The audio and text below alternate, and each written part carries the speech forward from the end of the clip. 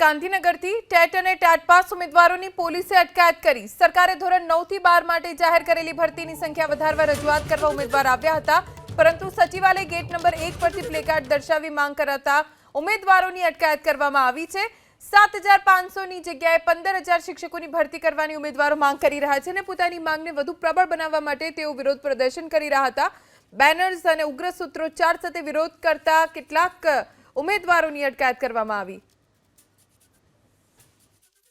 લગભગ 15000 નું મેકમ ખાલી હોવા છતાં પણ સરકારશ્રીએ 7500 ની જે જાહેરાત કરી છે એ જાહેરાતથી અમે થોડા અમને સંતોષ નથી।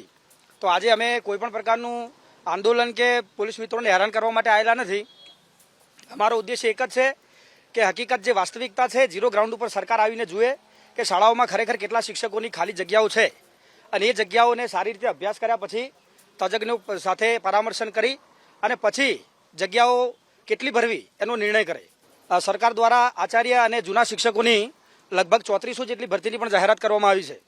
તો આ ભરતી થયા પછી પણ જગ્યાઓ તો ખાલી રહેવાની છે, તો પછી શાળાના બાળકો સરકારી શાળામાં બાળકો કેવી રીતે ભણશે, શિક્ષકો વિના બાળકો કેવી રીતે ભણશે, એ ખરેખર એક વિચારવા જેવો પ્રશ્ન છે। સરકાર જો જ્ઞાન સહાયકની ભરતીમાં આટલું મેકમ બતાવીને ભરતી કરી શકતી હોય તો કાયમી ભરતીમાં કેમ નહીં? અહીં આવવામાં અમારો કોઈ રસ નથી। અમે હવે થાકી ગયા છીએ, કંટાળી ગયા છીએ ગાંધીનગરનો ધક્કા ખાઈ।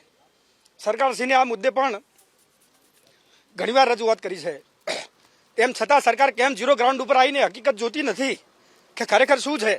જો સરકારને ભરતી કરવી જ નથી તો શું કામ અમને ખોટા સપના બતાવે છે?